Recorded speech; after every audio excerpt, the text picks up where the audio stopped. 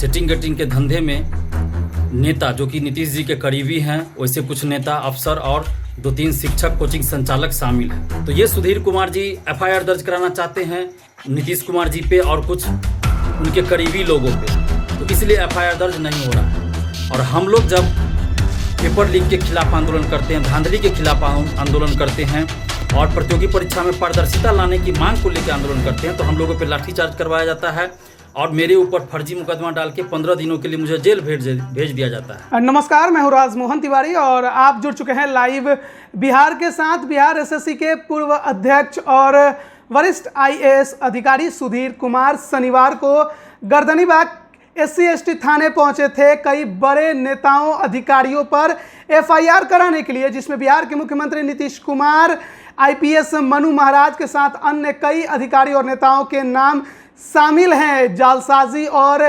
Fake evidence produce करने का वो आरोप लगा रहे हैं, लेकिन आज 3 दिन हो चुका है लेकिन अब तक एफआईआर दर्ज नहीं किया गया है। और इसी को लेकर छात्र नेता दिलीप भी भड़के हुए हैं। क्या कुछ कह रहे हैं, अब पहले उन्हें सुन लीजिए। नमस्कार दोस्तों, मैं दिलीप कुमार।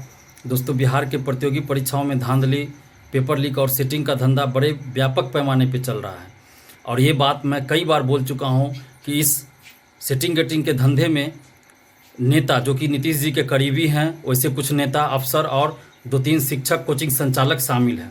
और इन लोगों को चूँकि सरकार का संरक्षण प्राप्त है, इसलिए ये लोग हर प्रतियोगी परीक्षा में क्वेश्चन आउट करा देते हैं, सेटिंग गेटिंग कराते हैं और अरबों रुपए का इसमें धंधा चल रहा है, खेल चल रहा है।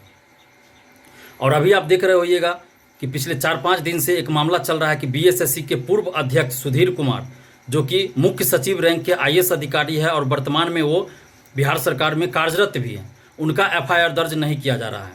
आप अब सोच सकते हैं कि एक आईएएस अधिकारी का एफआईआर दर्ज नहीं किया जा रहा है। तो ये सुधीर कुमार जी वही सुधीर कुमार जी हैं जो 2016 में बीएसएससी प्रथम इंटर स्तरीय परीक्षा पेपर लीक के मामले में जेल गए थे और इनके साथ तत्कालीन सचिव परमेश्वर राम भी जेल गए थे।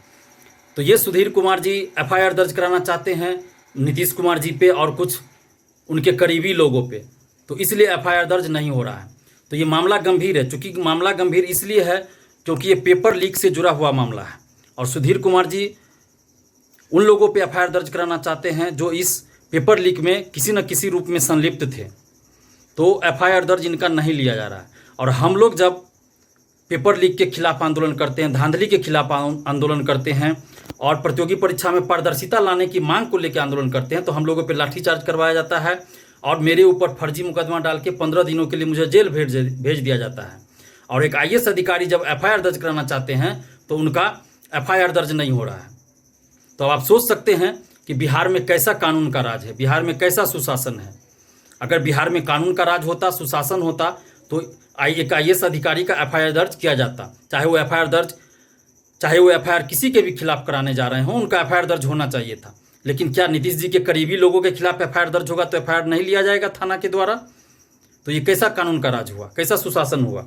और ये मामला गंभीर इसलिए है क्योंकि 2016 में जो प्रथम इंटर स्तरीय बहाली का पेपर लीक हुआ था, उसमें ये सुधीर कुमार जी और परमेश्वर राम जेल गए थे, लेकिन उस समय कुछ मंत्रियों, सांसदों, विधायकों का भी नाम आया था जो नीतीश जी के खास करीबी हैं। उन लोगों पे आज तक कोई कार्रवाई नहीं की गई। और उसी समय द्वितीय स्नातक स्तरीय मुख्य परीक्षा भी हुई थी, यानी सचिवालय सहायक की मुख्य परीक्षा भी हुई थी, उसका भी पेपर लीक था, तो उसकी भी जांच हो रही थी। लेकिन उस मामले की लीपापोती कर दी गई, सचिवालय सहायक के मामले की लीपापोती कर दी गई और जांच टीम के द्वारा, क्योंकि ये जांच टीम नीतीश जी के खास लोगों के द्वारा ही ये जांच टीम था। इस जांच टीम में वही लोग शामिल थे जो नीतीश जी के खास लोग थे, करीबी लोग थे। तो उन लोगों ने क्या किया, सचिवालय सहायक वाली बात को छुपा दिया, उनकी लीपापोती कर दी और प्रथम इंटर स्तरीय बहाली की तरफ सबका ध्यान मोड़ दिया। और सचिवालय सहायक में जो सेटिंग गेटिंग का धंधा था वो चलते रह गया और उसमें बहाल कर लिया गया। अधिकतर लोगों का 70% से ज़्यादा लोगों का पैसा पे बहाली किया गया। और अभी भी आप देखिए, वर्तमान में भी चाहे वो दरोगा बहाली हो या बीएसएससी हो, सिपाही भर्ती हो, सब में देख लीजिए मुश्किल से 30 से 35% मेरिट वालों का रिजल्ट हो रहा है और लगभग 70% जो है वो पैसा पैरवी से नौकरी हो रहा है, पैसा पैरवी से बहाली हो रहा है, पैसा पैरवी से रिजल्ट हो रहा है। और अगर ये सिलसिला नहीं रुका, अगर शिक्षा माफियाओं पर कार्रवाई नहीं होती है तो ये सिलसिला बढ़ते जाएगा और आगे चल के ऐसा ना हो कि मुश्किल से 5-10% ही मेरिट वालों का रिजल्ट हो। तो हम लोग को एकजुट होना पड़ेगा। और ये सुधीर कुमार जी जो एफआईआर दर्ज कराने जा रहे हैं, दर्ज कराना चाहते हैं, पिछले 4 दिनों से वो एफआईआर दर्ज कराना चाहते हैं। इससे पहले भी वो 5 मार्च को एफआईआर दर्ज कराने गए थे, तो इनको गुमराह कर दिया गया कि आपका एफआईआर दर्ज हो गया, लेकिन आज तक कोई कार्रवाई नहीं हुई। और इसी तरह भी उनको गुमराह किया जा रहा है। तो मैं ये नहीं कह रहा हूँ कि सुधीर कुमार जी निर्दोष हैं, या मैं ये नहीं कह रहा हूँ कि सुधीर कुमार जी दोषी हैं। मैं सिर्फ इतना चाह रहा हूँ कि जब सुधीर कुमार जी जो कि एक IAS अधिकारी हैं, बिहार सरकार में कार्यरत है, तो उनका एफआईआर दर्ज क्यों नहीं लिया जा रहा है। और हम लोग जब सबूत के साथ आंदोलन करते हैं तो हम लोग को तो जेल भेज दिया जाता है। तो फिर सुधीर कुमार जी जो एफआईआर दर्ज कराना चाहते हैं, तो उनका एफआईआर दर्ज क्यों नहीं किया जा रहा है। तो फिर ये कानून का राज कैसे हुआ, ये सुशासन कैसे हुआ। तो हम बस इतना चाहते हैं कि सुधीर कुमार जी जिन लोगों के खिलाफ एफआईआर दर्ज करना चाहते हैं, उनका एफआईआर दर्ज किया जाए और इसकी जांच की जाए, क्योंकि ये मामला गंभीर है, बहुत गंभीर है, क्योंकि ये पेपर लीक से जुड़ा हुआ मामला है और इसमें बड़े बड़े शिक्षा माफिया इन्वॉल्व है। और जब तक इन शिक्षा माफियाओं पर कार्रवाई नहीं होगी, तब तक बिहार के हर प्रतियोगी परीक्षा में धांधली होती रहेगी और इस सेटिंग गेटिंग का धंधा बढ़ते चला जाएगा। और ये खरबों रुपए का ये धंधा चल रहा है। और इसमें बड़े बड़े नेता जो कि नीतीश जी के करीबी हैं, अफसर और 2-3 शिक्षकगण भी शामिल हैं। तो इन लोगों का पोल खुलना चाहिए कि ऐसे कौन लगा। और ये तभी संभव है जब इस मामले की निष्पक्ष CBI जांच हो, क्योंकि बिहार सरकार ने तो जो जांच करवा दिया था, वो अपने लोगों को जांच टीम में शामिल करके जांच करवा दिया, अपने लोगों को बचा लिया। तो इस मामले की निष्पक्ष जांच होनी चाहिए, CBI जांच होनी चाहिए, तभी ये पता चलेगा कि इसमें कौन कौन लोग इन्वॉल्व थे। और अभी IAS सुधीर कुमार जी को जान से मारने की धमकी तक दी जा रही है कि आप एफआईआर दर्ज नहीं कराए, नहीं तो आपको जान से मार दिया जाएगा। आप सोचिए कि बिहार में कैसा कानून का राज है और कैसा सुशासन है। यानी कि ये मामला बहुत ही गंभीर है, क्योंकि पेपर लीक से मामला जुड़ा हुआ है और एफआईआर दर्ज कराने अगर कोई जा रहा है तो उसको जान से मारने की धमकी दी जा रही है। अब आप सोच सकते हैं कि कितना ये मामला पेपर लीक का गंभीर है। इसमें बड़े बड़े नेता, सांसद, नीतीश जी के करीबी लोग इन्वॉल्व है। ये छोटी मोटी बात नहीं है। इसलिए बिहार के छात्र छात्राओं से हम अपील करते हैं कि आप लोग प्लीज़ अब एकजुट होइए, नहीं तो ये धांधली बढ़ते जाएगी और फिर आप कुछ नहीं कर पाइएगा। अभी भी वक्त है, एकजुट होइए और एक साथ मिलके इस अन्याय और शोषण के खिलाफ लड़िए, इस धांधली के खिलाफ आवाज़ उठाइए। तभी हम लोग इस धांधली से निजात पाएंगे और धांधली मुक्त बिहार बना पाएंगे। नहीं तो फिर हर परीक्षा में, हर नौकरी में सेटिंग होगी, चाहे वो दरोगा बहाली हो, शिक्षक बहाली हो, BPSC हो, सचिवालय हो, सिपाही भर्ती हो, हर में आप देखिए कि सेटिंग गेटिंग हो रहा है।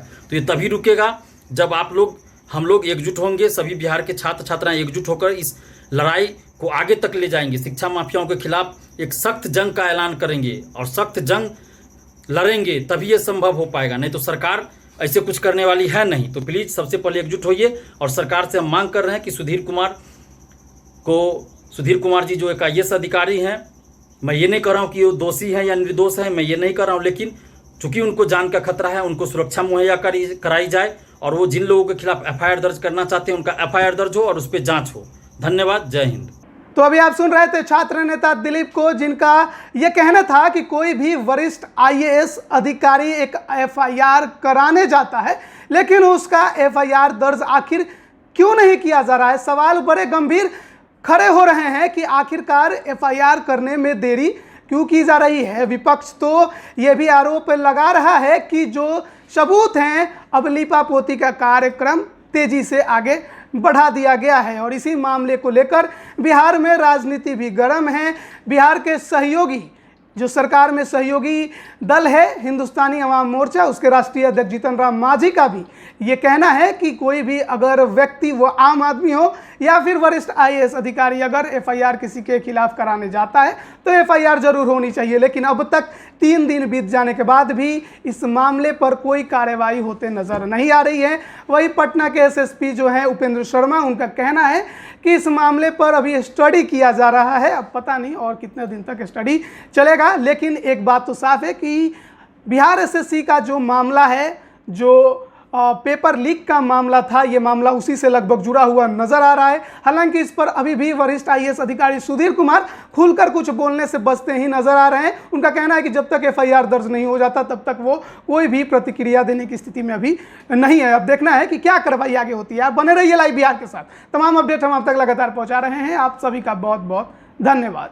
लाइव बिहार YouTube पर सब्सक्राइब और Facebook पर लाइक जरूर करें।